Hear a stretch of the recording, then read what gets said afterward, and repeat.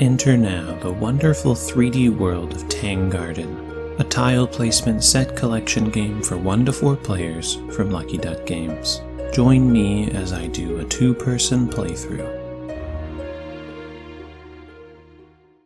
Hello everyone, and welcome to the wonderful world that is Tang Garden. So we can see here we have our beautiful garden set up and ready to go. Now, for this video, I'm going to be playing a 2-player game, and I'm going to be playing both sides, which works out fairly well actually, because you really are just interested in, a personal best on whichever side that is, and this game is largely about making the best play possible on your turn. Now, how does this game play, you might ask? Well, let me show you. It starts with essentially the general, idea being you want to place tiles as best as possible.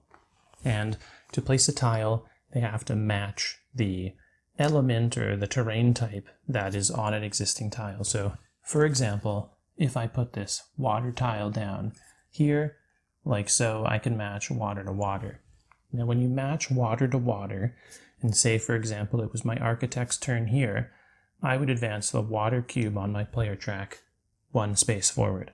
And that actually can happen in multiple ways. So if you match more than one element type, you can advance multiple tracks at the same time. Now, why do you want to advance the tracks? Because you get to influence visiting dignitaries, I guess. So over here, you can see that we have the emperor and the merchant. And so these are people who are visiting your garden, and they actually can be taken as a character instead of your starting character, in which case they give you a bonus. But they actually have a site preference. So one of the coolest aspects of this game is actually over here, and this is your landscape tiles. So as the game goes on and you cover up one of these landscape tokens with a tile, you get to put one of these landscapes on the board. Now, as you can see, the landscapes are going to, represent various things. But for example, the emperor likes looking at dragons. And here's actually a landscape that has a dragon on it. We know he likes looking at dragons because of his dragon symbol seen there. It's worth 5 points per dragon he's looking at. Now, these people you actually place onto the garden in these specific spots, looking in a specific direction. Generally, the game is about placing tiles effectively, placing people so they look at what they want to look at, and there's also an aspect of decorations, and the decorations are a set collection. So, if you have 2 of this, or whoever has the most of these, etc. So I'm going to start, and our starting characters are as follows. Over here we have the architect, and he gives you 2 coins for each bridge or pavilion you place, and that's like his passive bonus. But furthermore, if he's looking in a direction, he gets bonus points for each village, I believe that symbol is. And we actually can see that over here, it's that green symbol. On the other side, we have the poet, and the poet is she gives us a point every time we advance our water track on our board, we get a coin. And her site preference is actually when she looks out in a straight line at tiles who have water on them. So we're going to start here, and I'm going to do my best to capture what's going on. And the reason I have a handheld is because eventually this board gets very 3D, and I'm kind of worried that you won't get the full effect. Furthermore, you want to be able to see, what the view is in the distance and stuff like that. So let's see how it goes. Okay, so first up is the architect, and generally he likes advancing. Well, we get a bonus to green, that's why his cube is 1 up, and she gets a bonus to blue. Now, he actually doesn't give coins when you place down terrain, but whatever. I will just mention also there's these lantern tokens, which are powerful abilities that can be used, once per game, but they can be refreshed under certain circumstances. Okay, so there's also a bonus I'll mention if you close off a terrain type. So an example, we'll get to it when we get to it, but what I'll do to start is I'm going to place this here, and I'm matching a gravel path to gravel path, Now when you match a gravel path in this game, you get a coin. So I get a coin over here. Furthermore, this rock feature is isolated. It's baked in. So I actually advance an earth marker just straight up like that. Now notice that this tile over here is not going to get flipped back over. If at any point there's only one tile showing, you flip them. Or if somebody looks at decorations, you flip them over as well. So now we're going to go to the poet. She loves placing water tiles, so she is going to place this water tile here. So she advances a water. She gains a coin because of her ability, which is very good. So now we've got, we're spreading out a bit. Now the deal with decorations is you look at 2 cards base plus 1 for every tile stack that is not showing. So right now, the architect's going to look at decorations, and he gets to look at 4.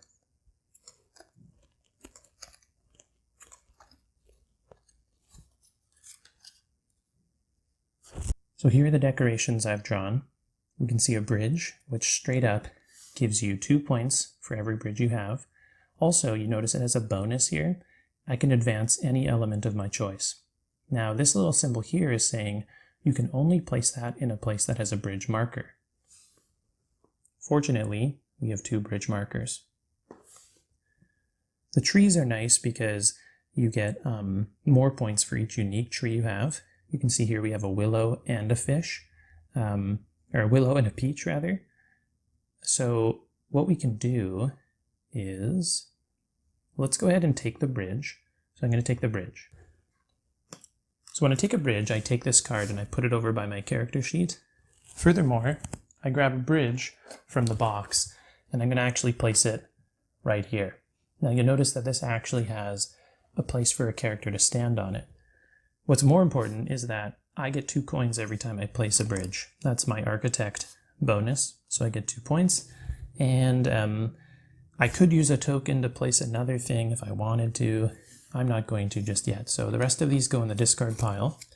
And because I looked at them, all of these reset. So they go up. So there we go. Now we have a very cool turn here for the poet. She's going to continue with the water. She's going to put the water here. Now check this out. This is a very nice thing. So she's connecting water to water. So she advances 1 and she gains a coin. Secondly, she's closing off this water system here. And because she's closed it off, she actually gets another advancement. Anytime you close off an element or a terrain type, you get an advancement, which means she gets a coin. The third thing that happens is she connects this path. So she gets a coin for that as well. So pretty devastating play. Now, she advanced 2 spots here on the board, which I'll show you like this. And when you would come to one of those spots, it means you're able to recruit like a dignitary who's visiting. So this is actually a rules mistake I've made here. You actually have to have all 3 cubes in the column showing the character icon to be able to recruit a new character, not just 1. So the maximum amount of characters you can have in this game is 4, therefore. So this mistake obviously inflates the scores a little at the end. But it really also has a good outcome, which it shows a lot of characters on the board and, all of their abilities, etc. So, it's a little bit of a blessing in disguise. Hopefully you enjoy the rest of the gameplay. Sadly, she double advanced, so it's not like she gets to have 2, she gets to have 1. But there are benefits to getting to the end, like more points, etc. So there we go. So now, at the end of her turn, she gets to choose somebody to grab. Now, of the 2 people visiting, we have the merchant and we have the emperor. The emperor is, worth a lot of points if you can line him up with his dragons and such. I'm not sure if we're in a great spot for it. I'm kind of looking over here to see what symbols are available. We can also use an ability to look through the deck and find a specific person to grab. And I'm not sure if I totally want to just yet. I don't think the board's developed enough. So I'm going to choose to grab, the merchant allows you to spend a coin and you can actually draw more decoration cards, or spend a coin to draw 2 additional decoration cards, or they can spend a coin to draw the decoration card from the top of the discard pile. Wow. Trippy. So you can really flex your decorations. I think we'll take the Emperor. And so what we do is we take the Emperor, we put him here. We grab his matching standee, like so. And now we have to choose one of our 2 people to put on the board. And I think I'm just going to put the Emperor out there, and I'm going to put him on this bridge. Look at that. How mighty is that guy? Okay, so that's the end of the poet's turn. Now we go back to the architect, and let's see. It's not a great time to place decorations. We don't get to look at that many. Are there any really good placements? Let's see. Gosh, yeah, there's just not a lot of choice, so we're going to go here. Like so. And, oh yeah, and sorry, another one of these cards flips up. So we've placed that there, so we advance an earth, because we matched earth to earth. Because we did that, we also get to recruit a dignitary. Now we have the hermit and the merchant. And I think in this regard we will go for the merchant.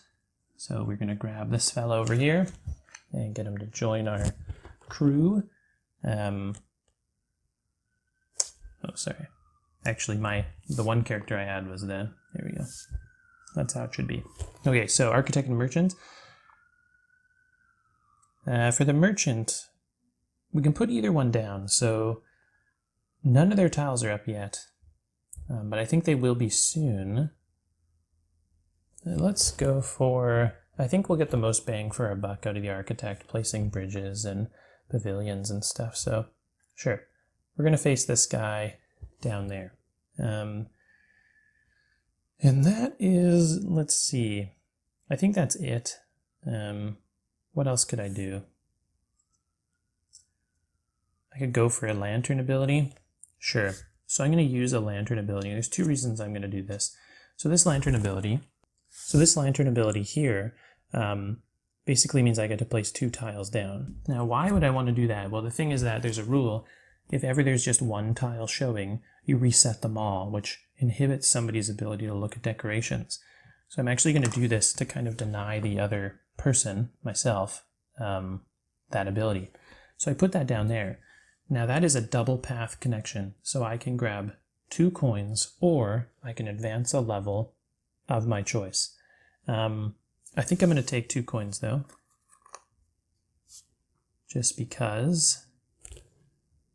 Or maybe I advance the water. No, 2 coins seems pretty good.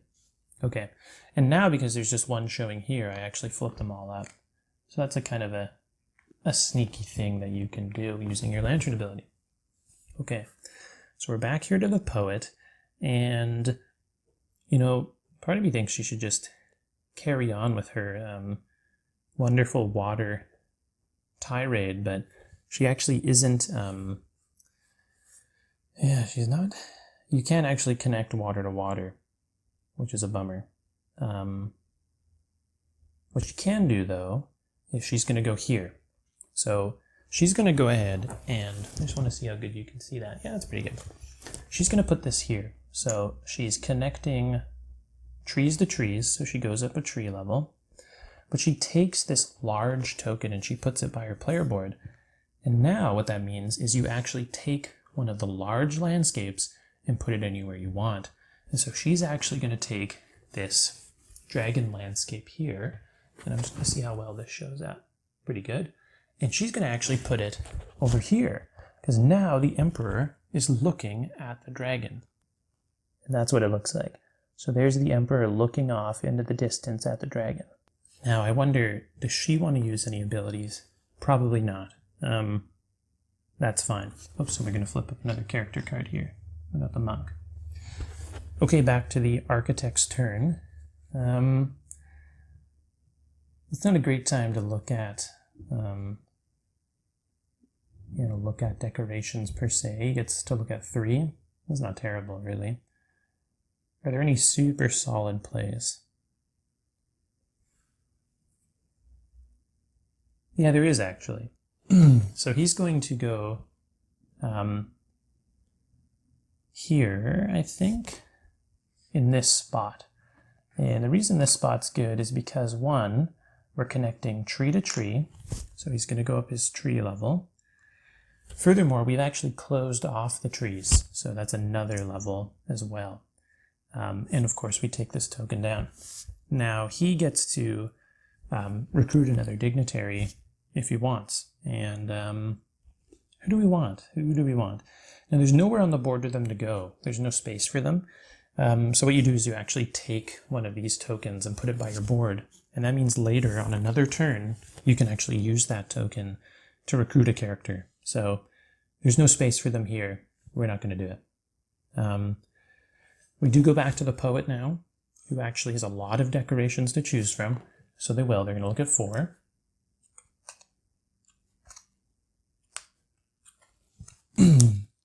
Oh, man. And so these are the choices that they have. They can do a bridge, a pavilion, a lotus, and a pavilion. Now, the pavilions are interesting because the person who has the most pavilions gets 12 points, and the person with the least gets 6. Or sorry, the next highest gets 6. The lotus you only get bonuses for if you have a lotus and a peony, which are both types of flowers. And of course, the bridge is nice because it gives you a bonus to anything, which while I'm thinking about it, I realize now that I didn't do that when I took the bridge, so I'm going to do that on my other guy. So, double pavilion is rock solid. Yeah. Not bad. Though, bridge pavilion gives us a lot of bonuses. Yeah. I think we're going to go bridge pavilion. So we're going to take this one bridge here, and this bridge allows us to advance anything, and we'll advance our water, which gives us a coin. Okay, so that's 5 coin, so I'll just go ahead and sub that out for a 5er. Then we're also going to take a pavilion, and this pavilion has a bonus on it, which says you actually get to remove a landscape of your choice to put something out there. Now we've got the poet and the emperor. We already have a dragon symbol, but we want to look for more dragons. So maybe what we'll do is we'll remove this large one here, and we'll place this landscape tile down here. This landscape tile is a moon and a waterfall. So we'll put that, we'll put it over, I guess for filming ease, since there's no preference, I'll put it over there actually. So these other 2 cards are going to go away. We're going to flip up all these tiles like so. And now we have to place our actual things. So the pavilions are super adorable. We'll put one here. And now you can see what I mean about this 3D aspect getting real big. And we're also going to put a bridge down, which we can right here. So yeah, definitely things are getting very 3D. So it goes back over to the architect's turn. And let's see. Just a correction, I actually didn't place his large tile. There should be 3 large tiles out. So this one we're actually going to put over here. We'll go. There we go. So just to do a panning of what we got going on, we've got our nice landscape over there, very dark, moon and sun, and we have a dragon over here, and we have our lovely pavilion and bridges in the middle. Okay, so it's the architect's turn, and what do we want to do? Yes, this is not a bad play. So he's going to put this here, which connects green and a path. So he goes up a green, and he goes, gets a coin for a path. That's 6 over here, so I'll actually exchange those for a 5. There we go. And he does advance a level, and there is room now. It's not like we can place 2, so we'll just use this token here. And now we can put someone out. And actually, there's a really good spot here. So he's going to take the Hermit. And the Hermit has a bonus of he wants to look at rock terrain. And so we're actually going to put him on the bridge here because, so here is our Hermit here. And he is looking out at rock terrain. There's 1, 2, 3. He gets 2 points per. So we want to try and put more rock terrain in there. That is his view so far. We're going to flip up the next character. And the next character is the Sword Dancer. Now she really likes looking at waterfalls. So it's going to go over to the poet's turn. And let's see. There's not a lot of water space. Somebody's got to take one for the team here and get some water going. Actually, ideally, she would love to cover a large landscape, but she actually can't get to it. The reason is because she wants her emperor looking at dragons. So what is a good thing to do now is, yeah. So she's going to take this one here and put it like so. So this is going to give her 1 coin for connecting a path to a path. Then she's going to use actually to place 2 tiles ability, and she's going to take this here, which covers a large landscape tile. It also connects water. So we go up a water, she gets a coin for advancing a water, and a large landscape tile, which allows her to place this one over here. You can see that there's a dragon tile right there. So she's actually going to grab this dragon tile and put it with the other. And so now that is a 10-point total. And this is what the emperor on the bridge is looking at. The 2 dragons connected. Perfect. Now there's only 1 showing, so we flip the rest over. Like so. Okay. Over to the architect now. Who, let's see, what would be the dream? The dream would be, no, I don't know. I think there is no dream here. Oh, we can do a double tile, actually. Oh, no, we can't. We've used the double tile. Gosh.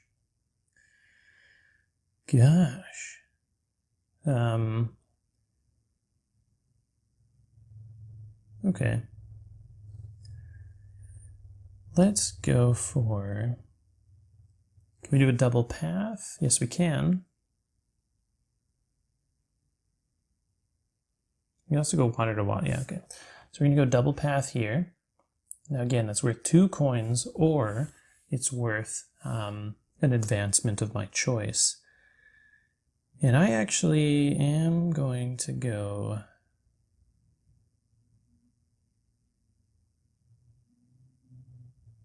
yes, I'm going to go for an advancement of my choice, and I'm going to choose the yellow orb, or the yellow here.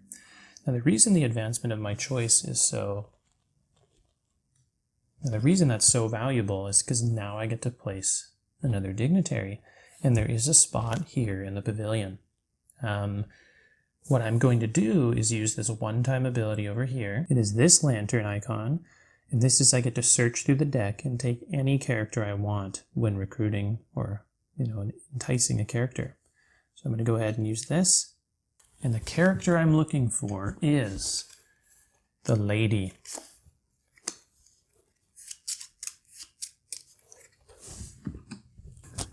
Now the reason I want the lady is because she gets 6 points per looking at sunset and the moon.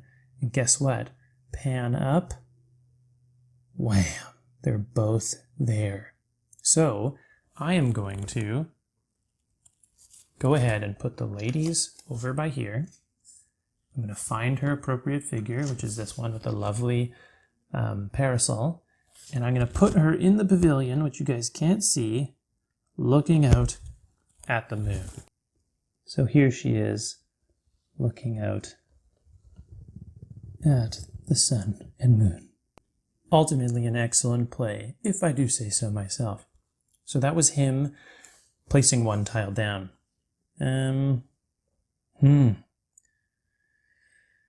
There's a lot of room for trees to be out here, which is nice. There's no more spots for people to be placed. Are there any super solid tile options? Yeah. There's a water one, which is nice. Always gives us coins. Will give us a token to advance. Not bad. Not bad. Yeah, okay. So we're going to take this water tile here, and we're going to put it like so. So firstly, we advance a water. There is no spot on the board, so we're going to take one of these, recruit later tokens. We get a coin because we advanced a water level, and we get a small landscape. And so the small landscape are actually these little fellas over here. So we're going to take a waterfall one, and we're going to put it over here with another waterfall token. So now we have beautiful sun rising and moons with waterfalls over there. Now you can also on your turn cash in 4 of these landscape tokens to refresh one of your abilities. And I'm contemplating doing so now to deny the other player a good look through the decorations. Is there another tile that seems like it would be a good placement? Not really. Not really, no. Actually, so nope. We're going to hold on to that for now. It goes back to the architect's turn. So in fact, he is going to look through the decorations. He gets to look at 4 of them. And let's see what we got here. Oh boy. We've got as follows. We have a pavilion, a peach tree, a bridge, and a lotus. And a lot of them give us extra bonuses. Now the bridge gives us an extra coin, and so does the pavilion. Actually, there are 2 coins. Jesus. I don't even know if I took 2 the first time. I have to remember. So that's actually pretty good. We could go for a 4-coin play, though there actually isn't room for another bridge on the board. So we could try and go for the tree play, or the pavilion's nice because it gives us a landscape token. And the lotus is nice because it advances us a green. I think I'm going to go for, let's get a little diversity out here. So I'm going to use my lantern ability. This guy's burning through them. He's going to do this one, which allows him to place 2 decorations in a turn. Okay, so I think I'm going to choose the pavilion's nice because getting the landscape token helps me refresh my lanterns. So I think I'm going to go for the pavilion and the lotus. So I'm going to take the unused ones and put them over here. I'm going to take these. So the pavilion, there's only 1 spot for it, which is here. Look at this. It's an absolute cluster. Next we do, and we get 2 coins for placing a pavilion. We also, as with the pavilion, we get to take a landscape token of our choice. And let's see. We've got the merchant who's facing this way, and there's really nothing for him.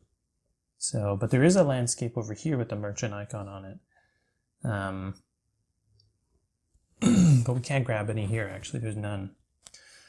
The hermit likes rocks. He's good. The lady's totally satisfied. So which one do we grab? I guess we'll grab a small landscape. Let's grab one that's a little awkward. This one here. And I guess we'll place down this one, which is actually a temple. And there's no other temple signs here. So sure, let's pop it on in this direction over here. We also get to place a lotus, which is a little flower here. And sure, we'll put it in this pond like so. And it allows us to advance the green as per what it says on there. So the recent additions to our garden are that beautiful pavilion and the lovely lotus flower and the temple over in the distance. So that is the architect's turn done. The red player, I guess, would be an easier way to say it. Over to the green player now. And the green player, let's see. Gosh. Oh yeah, he just looked at decorations. So he's flip up. Okay. So the green player, what can they do? They definitely get to place a character, which is nice, if there's a spot for a character, which means getting this tile down is actually fairly important. We might be able to combo this baby together if we just use our brain. Yeah, I see it in the distance there. Okay, so I'm going to take this one here, and I'm actually going to put this like this. And so I'm connecting a rock to a rock. So I go up a rock level. I'm enclosing a rock. So I go up a rock level. And I take a small landscape token. The landscape token I'm going to choose is this one here with a waterfall on it. And I'm going to put it over by these other waterfalls.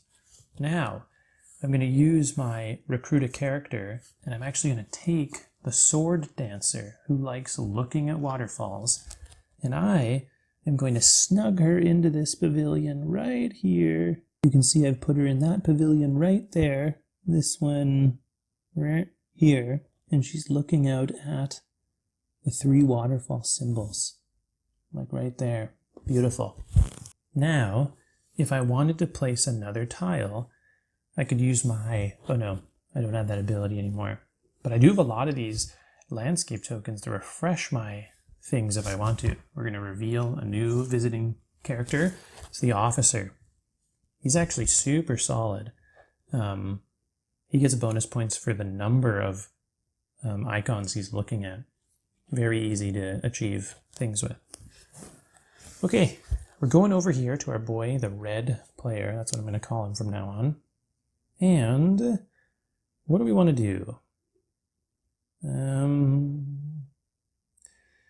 I think we're just looking for general good tile placement place. Oops.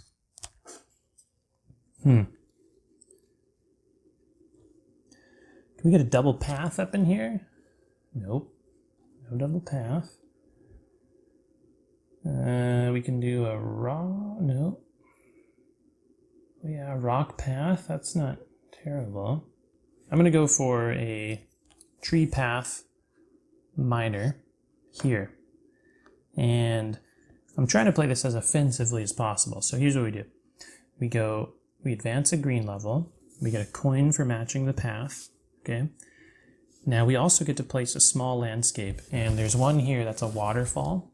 So I'm going to take that and actually kibosh this person's plan. I'm going to put it over here. Aha! Who said this game wasn't competitive? And that's the end of the turn. So over to the green player now. And the green player is going to, of course, look at decoration. She gets to look at 4 of them. Because, of course, there are 2 empty. And wow, this is actually looking pretty good here. So she gets to look at peach, pine, fish, and bridge. Now, the choices are obvious. We're going peach, pine. We're going to do the tree game. So, the green player is going to exhaust her double placement of decoration card and go ahead and place 2 of them. So we're going to get rid of the fish and the bridge decoration. We're going to add the pine and the peach to our area. And let's go ahead and add those trees. And you betcha, they're trees, baby. So let's try and move some of this clutter away. There we go. So now we've got these lovely 2 trees in our beautiful park. So because she looked at the decorations, these other current tiles flip up. Oh, shoot. We've got ourselves a special tile here. So over here, we just revealed the rock temple. And the rock temple gives you coins for what you connected to. So it counts as a enclosed rock, I think, but most importantly, you get a coin for it, a coin for connecting it to a rock piece, and a coin for every rock piece thereafter that connects to it. So it's actually pretty good. And there's not too many rock pieces here. There's definitely one there. I mean, it's a pretty good piece, honestly. There's nothing wrong with that. Though advancing green would be good, because then I could get another character. I think it's important, though. Yes. Okay, we are going to put this here to match green to green, which advances us a green. It doesn't enclose because there's still a spot here, but we get to place, we get to recruit another character, which is very important. And so we are going to choose the officer. And I'll put him over here. You might not be able to see him, that's okay. And here he is, and I'm going to put him right out on the board, and he's going to go here looking at all of those icons. So there's the officer there looking out on all those icons that he gets 1 point per. So I think that was the best play for the red player. Now we're back over to the green player. And what do they want to do? What do they want to do? Advancing blue is good. I mean, if we get it up there, we get 5 extra points, which is no slouch. I mean, that's a big deal. Actually, yeah, we can definitely do that. Boy, oh boy. I think we will. So I think I'm going to go here with this enclosed water. So it advances the water by 1, which is a coin for her. Furthermore, it's a double path, which means I can also advance my water by another, which is a coin.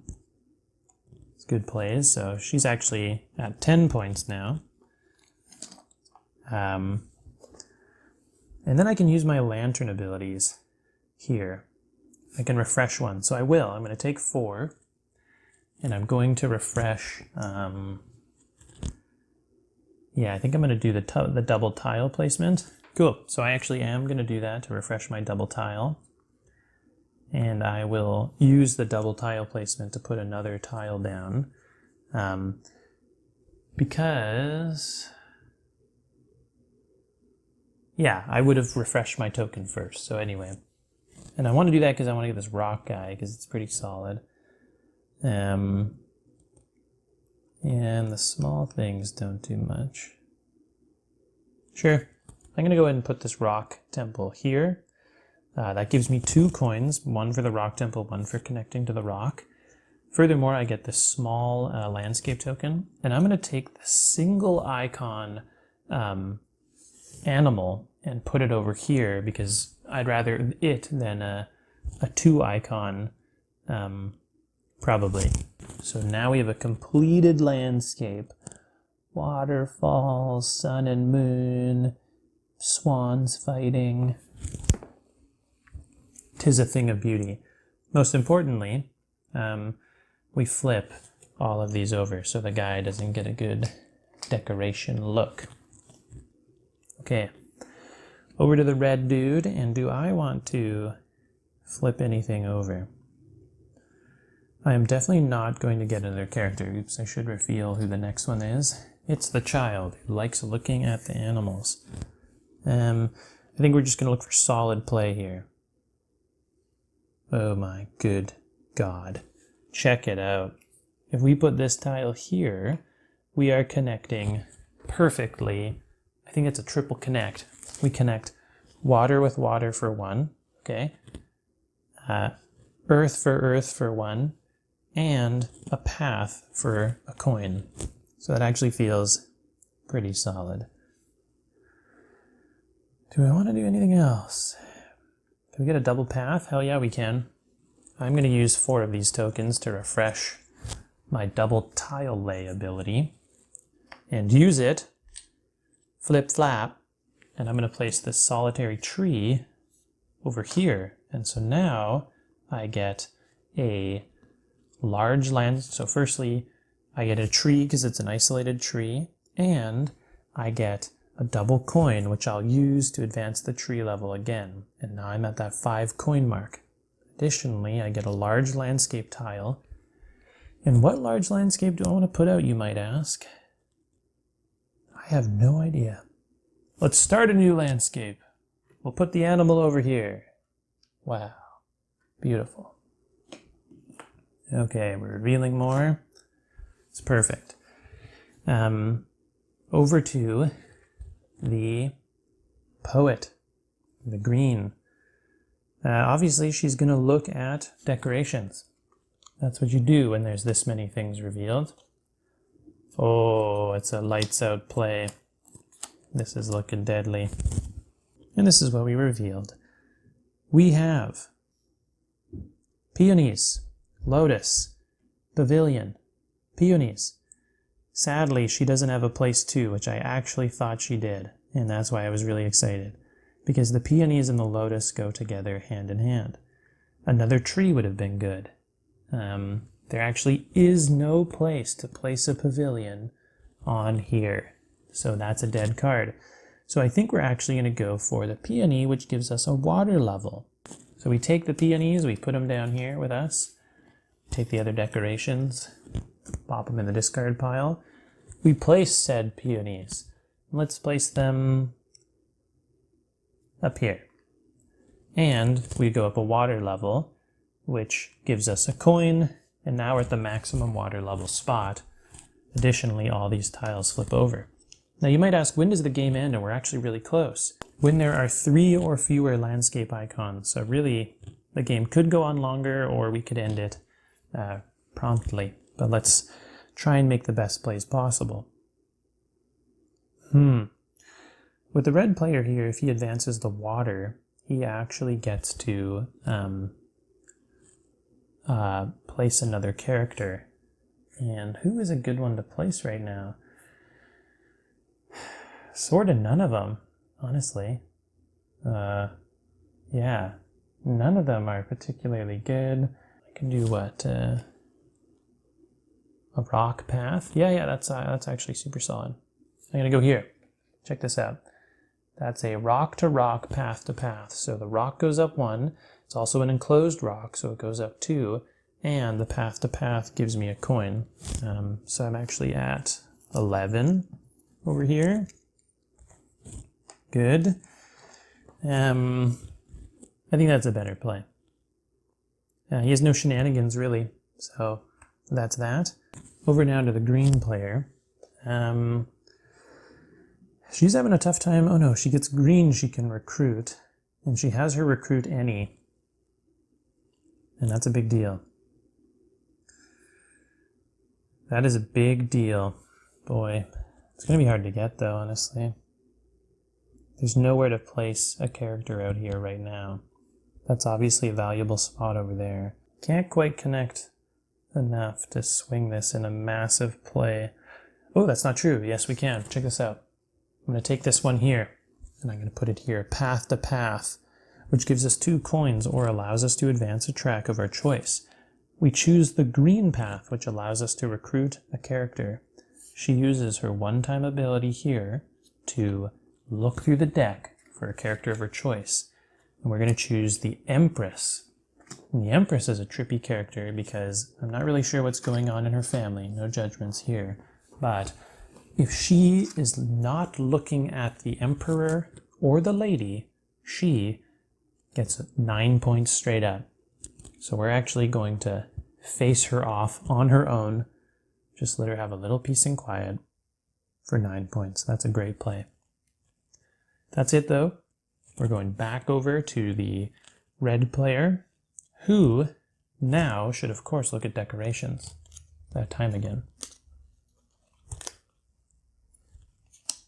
Aha, we got him.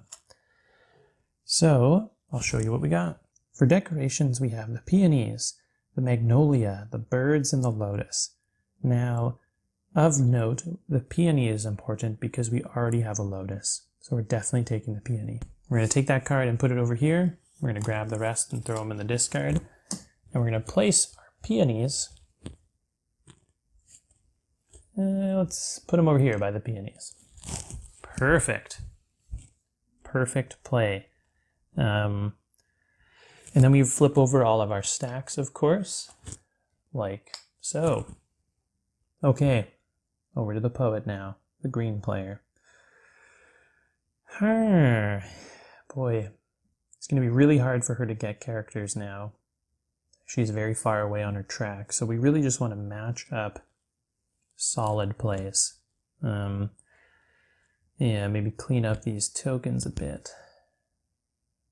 It's almost a good play, I see. Oh no, we got it. Yeah, check this out. We're going to take this rock and we're going to put it over here. We connect a rock with the temple, which gives us a gold, and we also get another gold for connecting the path. Now, I'm not sure if the temple actually counts as a rock. I don't think it does. No, it doesn't appear so. So I took my coins there, which is solid. And I also get the small landscape. And let's see, what do we have? The sword dancer's maxed out over there. The Empress is good. Our Emperor is good. So really, it's kind of, yeah. I'm going to take this green one because I know this green guy's here. And I'm going to put it over here on its own. So suck that. And that's her turn. Over to the red player now, who also wants to think about solid plays. As is a good play too. I can't really say no. It ends the game though. Yeah, sure. Sure it does. I'm going to go here. So this is a green to green, which gives me a green, but I'm maxed. And it gives me a coin for matching the path and a large landscape tile. And is there any last minute large landscape stuff I want to throw around for my boys? Not really. None of them have any. I guess for completion, we're going to put it over here. And now that actually ends the game after the green player takes another turn because he was technically the first player. So she actually has a position to place decorations. Yeah. Look at 4 decorations to place. Oh yeah. Here we go. So I'll show you what we got, which can make a big difference. So here's what she drew. And the wisteria tree she doesn't have. So that would bring her from 4 to 9 points, which is 5 points. But the pavilion, they're tied right now. If she takes a pavilion, she actually will have the most pavilions, which is a 6-point play. So it's going to be a pavilion. She takes the pavilion here. Sadly, there's no bonus on it. That would obviously be great. And grab this pavilion, put it over here. Wow, that just looks so aggressive, but that is how it's going to be. Many pavilions, and that ends the game because there are 3 or fewer. So let's just do a lovely 360 of the garden. We've got, look at this stuff. Some flowers, no fish here. No fish in the garden. We've got the mountainscape over there.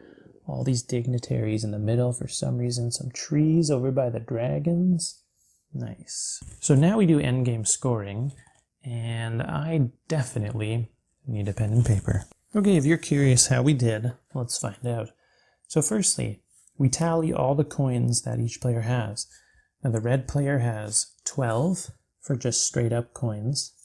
And the green player has 15 for straight up coins. Now on their sheets, the red player has 5 and 2 for their track, just 7. And the green player just has 5. Okay. Now we move on to the bonuses for set collection. So we can see here for the red player, he gets 2 points for the bridge. I can actually write this down while I do this. Sorry for the shaky cam. 2 points for the bridge.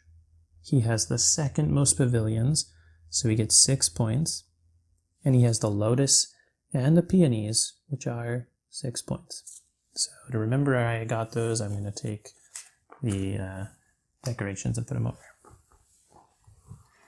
Now over here on the green player's side, we actually have the peonies, which are worth nothing.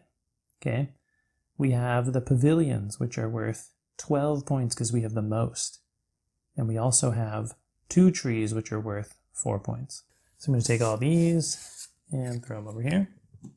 And now we go to the actual character views. Oh, and one thing I forgot to do on my last turn, which I'll just do now, is you can use this 1 token to change the direction or position of one of your characters. And I'm actually going to change it so that the merchant's looking, so he at least gets some points, which I was planning on doing. I just kind of forgot.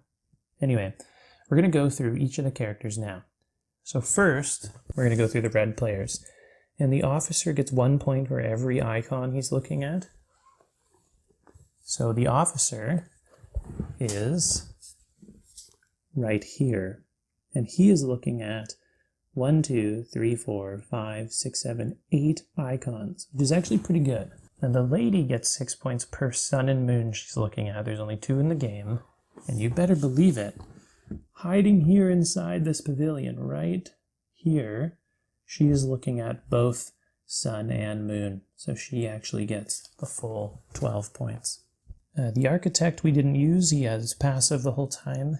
The merchant, you can actually see, here he is. We just turned him. He only has 1 green over here, so that's just 2 points for him. And lastly, the hermit gets points for looking at rock features. And here he is here, the merchant, this one, or sorry, the hermit, and he's looking at 1, 2, 3 rock features, 2 points each, means he gets 6 points. So that is the red player totally done. Now we're going to go over to the green player. Now the emperor gets 5 points per dragon he's looking at. And here he is here, the emperor on the bridge, looking out at the 2 dragon symbols. So that's 10 points there. Next we have the sword dancer who gets 2 points per waterfall she's looking at. And here she is here in the pavilion, looking out over here. So that's 2, 4, 6 points that she gets for looking at waterfalls. And lastly, we have the Empress, who gets 9 points and less if her daughter or husband are in view. And here she is here, just looking out at me, no one else. So that's 9 points.